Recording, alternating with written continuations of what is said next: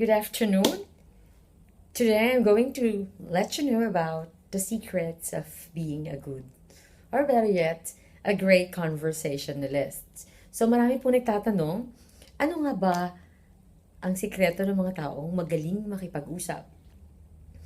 Throughout the years po, I have taken my master's in communication and studied communication, took some units in the PhD because I want to know a lot about communication. But I have this myth that communication is more of speaking.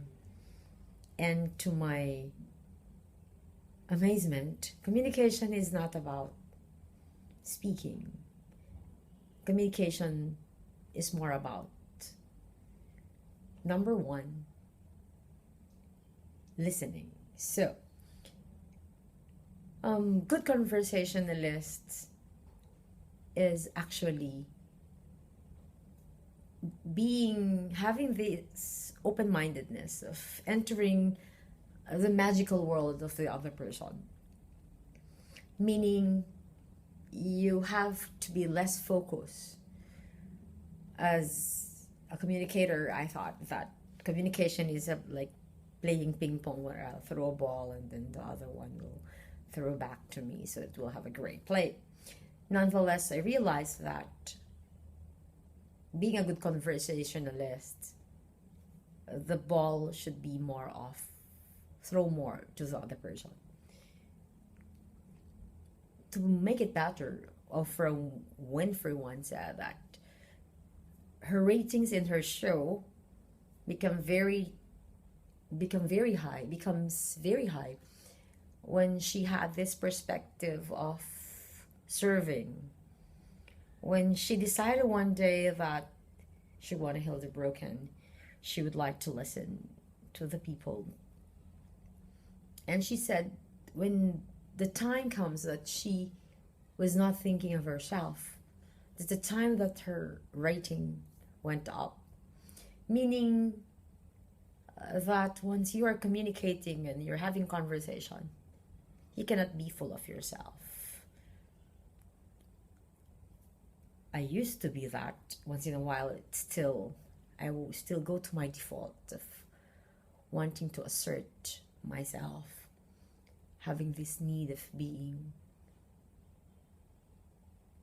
having this perspective that I should win the fight. But at the end of the day, if I go home and win the fight, then I lost the battle, meaning I'm not happy that I had this conflict. I'm not happy that my interaction did not flourish. So I guess communication and being a great conversationist, it's discovering the magical world of the other person. So having that perspective that communication is not all about winning. It's not about you winning the argument of you getting what you like. It's more of providing service to the other person and making him or her realize that somebody out there understands, somebody out there is willing to listen, somebody out there is wanting to listen and remove the label or the stereotypes that the world has on her. I think you're going to be great as a conversationalist. So that's the first point I want to make. You have to have that perspective that conversation is discovering the other world of that person, that magical world of him, of her. Number two is you have to, of course, have this perspective that in communication or conversation, it's a time for you to learn. It's not for you to brag about your achievements, of your experiences. And if you're talking about this experience, you need to also talk about that experience because you don't have the same experience. The important thing is you make the other person be the protagonist. Once you become the protagonist or the main actor in the conversation, maybe it will not be a good conversation for the other person. And you'll not be learning because as one great proverb would say, once you open your mouth, then you're not learning. And I guess that is something for us to learn. And I think it will reinforce the idea that we have two ears and one mouth, because we were made by God to listen more and to speak less. But it's so hard because it takes a lot of energy listening than talking. It's very easy to be self-absorbed, but it's so hard to get that of ourselves. But I think it's just a conscious effort of us wanting to make the other person be the actress, be the protagonist in the story while we are with him or her.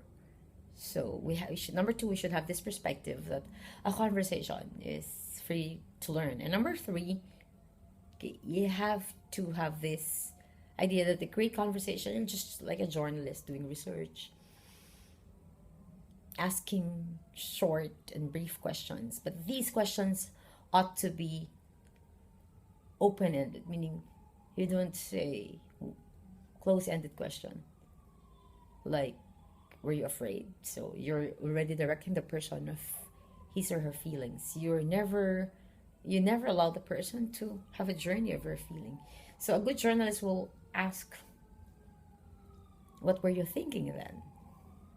What were your take home? What were your insights? What were you feeling back then? What are some of your realizations, or where were some of your realizations? I think a good journalist will ask short questions and just be present in that moment. Do not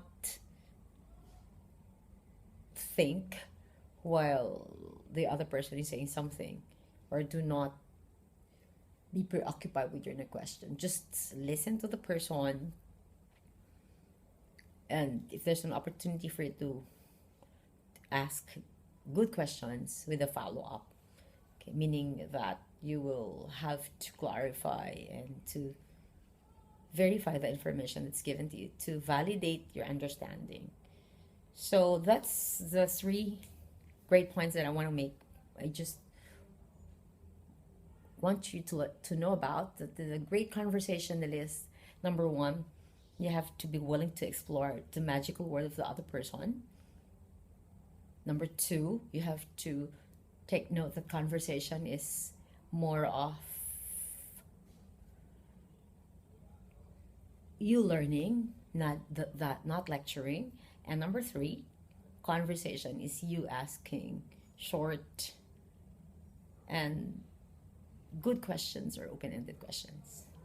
Thank you for tuning in. I hope that in the future we can have more interaction. I'm Cynthia Didal, a communication expert, and I have this advocacy to make you and me a better person.